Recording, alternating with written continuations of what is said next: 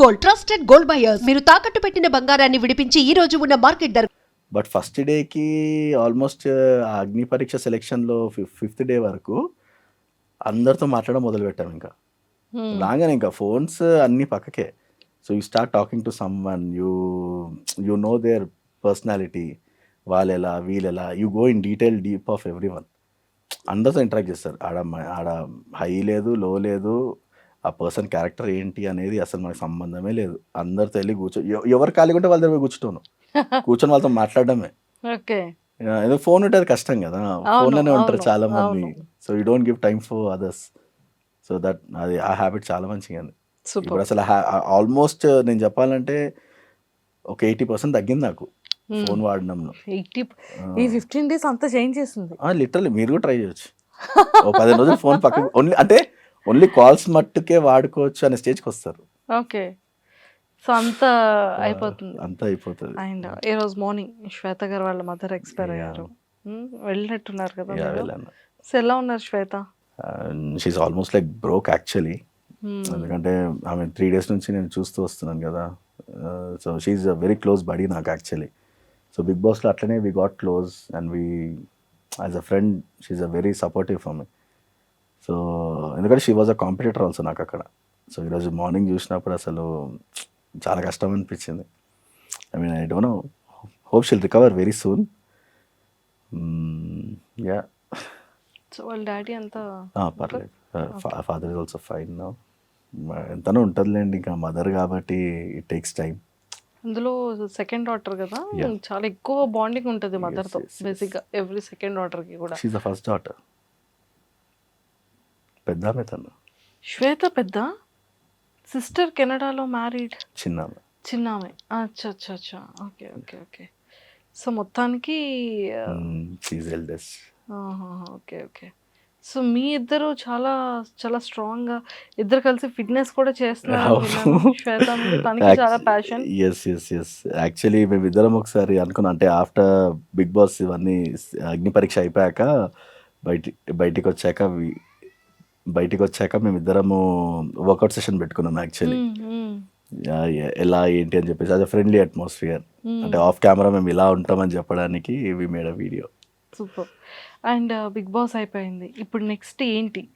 Voting start అవుతుంది. So ఖచ్చితంగా ప్రేక్షకులు ఓటింగ్ చేస్తారు. ఆఫ్టర్ ఓటింగ్ తర్వాత బిగ్ బాస్. సో ఆ బిగ్ బాస్ తర్వాత ఫ్యూచర్ ఏంటి? మీరు ఏమనుకుంటున్నారు? ఏం చేయాలని ఉంది? మీ లైఫ్ గోల్స్ ఏంటి? మీ ప్లానింగ్స్ ఏంటి? సో బేసికల్ నేను ఇప్పటి వరకు లైఫ్ ఎప్పుడు ప్లాన్ చేయలేదు. ఆఫ్టర్ మై యాక్సిడెంట్ నేను అసలు లైఫ్ ప్లానే చేయలేదు. అంటే ఎక్కడ ఆపర్చునిటీ వస్తుందో అక్కడ ట్రై చేయడం. దట్ కుడ్ బి యాక్టింగ్లో కానీ, మళ్ళీ ఏమంటారు రైడింగ్లో కానీ, ఎవ్రీథింగ్. ఇప్పటి వరకు నేను ప్లాన్ చేసింది ఏది కాదు. సో మనకు ఆపర్చునిటీస్ వచ్చినప్పుడు దాన్ని వాడుకోవడమే అంతే. So never leave any opportunity. ఎందుకంటే మనం obviously when you're capable of doing something వెళ్ళిపోవాలి. ఇప్పుడు నాకు ఫ్యూచర్ ప్లాన్ ఏమైనా ఉంది సీరియస్గా, స్పెషల్గా నిజంగానే అని అంటే మాత్రము I seriously wanted to open a rehab centre basically for physically challenge people like that.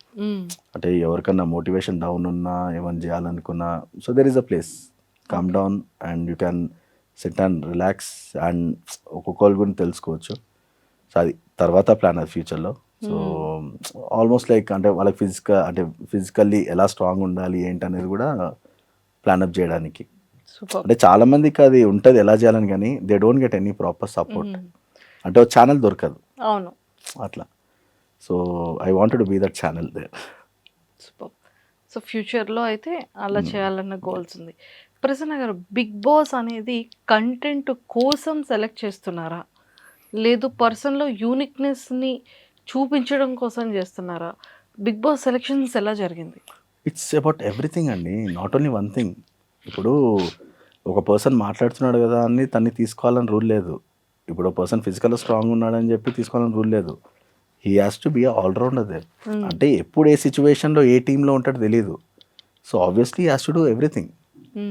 ఎందుకంటే ఒకటే పర్స్పెక్ట్ ఒక పర్సన్ తీసుకున్నారనుకోండి, షో నడవదు కదా. ఇప్పుడు మీరు బాగా మాట్లాడతారు, మిమ్మల్ని తీసుకుంటే షో నడుస్తుంది అంటే కాదు కదా. You have to be fine in every aspect. అంటే బిగ్ బాస్ ఎట్లా చూస్తుంది అంటే ఈక్వాలిటీ చూస్తుంది. నాకు ఒక పాయింట్ అయితే అర్థమైంది. అంటే if one person is strong అంటే టీమ్స్ డివైడ్ చేసినప్పుడు కూడా one person is strong, one person should be మాటలను ఉండాలా, చేతలను ఉండాలా.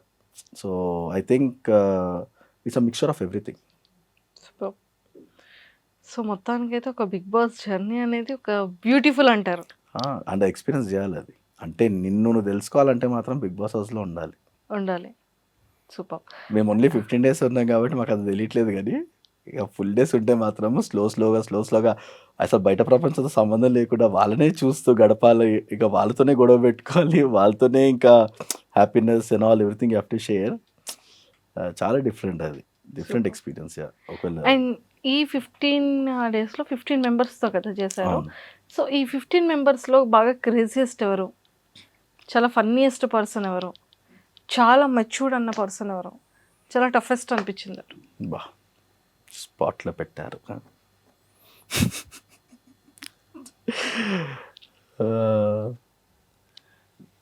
స్ట్రాంగ్ అయితే ఐ ఫీల్ మై సెల్ఫ్. కొంచెం నాకు ఇంకా కొంచెం ఫిజికల్లీ నాకు టగ్ ఆఫ్ వార్ అన్నప్పుడు Shweta is one, there is soldier Pavan is one. మంచి టగ్ ఆఫ్ ఇవ్వచ్చు నాకు. అంటే మాకు literally we didn't get so much of scope full ఫ్లెడ్జ్గా మా పవర్స్ యూజ్ చేయడానికి, కానీ బట్ ఒక్కసారి వదిలితే మాత్రము అసలు భయంకరంగా ఉంటుంది అబ్బా అది. అంటే I could imagine that.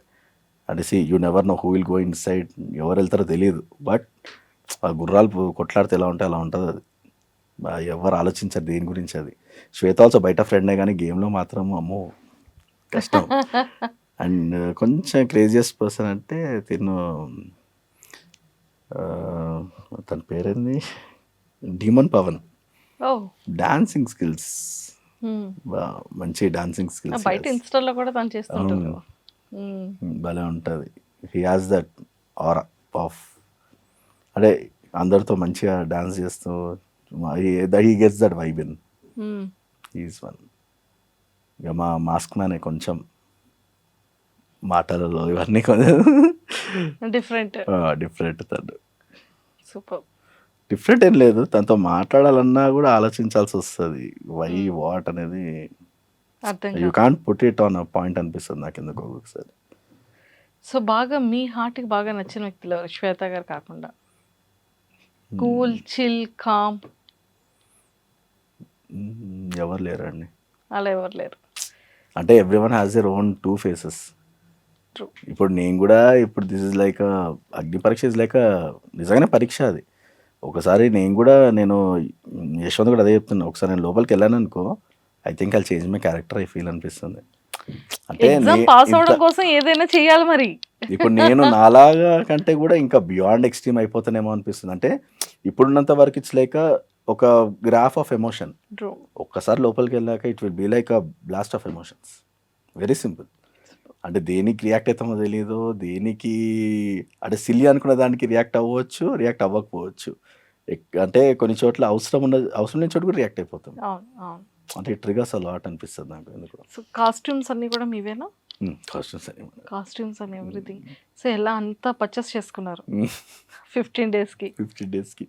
Oh my God, అది ఎక్స్ట్రీమిటీ అసలు అది. ఇంకోటి ఏదంటే కాస్ట్యూమ్స్ కూడా కెమెరాకి తగ్గట్టు తీసుకోవాలి. ట్రూ. ఏ మాత్రం లేకపోతే రిటర్న్ చేస్తారు. 15 రోజులకి 30 జతలు తీసుకోవాల్సి వస్తుండే మాకు. ఎన్ని కెమెరాకి సెలెక్ట్ చేశారు, ఎన్ని బయటకి? మీరు ఎవరైనా అడగండి, ఫస్ట్ థింగ్ మీరు కాస్ట్యూమ్స్ అనండి, ఫేస్ లో ఒక ఎక్స్ప్రెషన్ వస్తుంది అందరికి. లైఫ్ లో ఒకేసారి బట్టలకు అంత ఖర్చు పెట్టలేదు. అదైతే ఎక్స్ట్రీమ్ అబ్బా.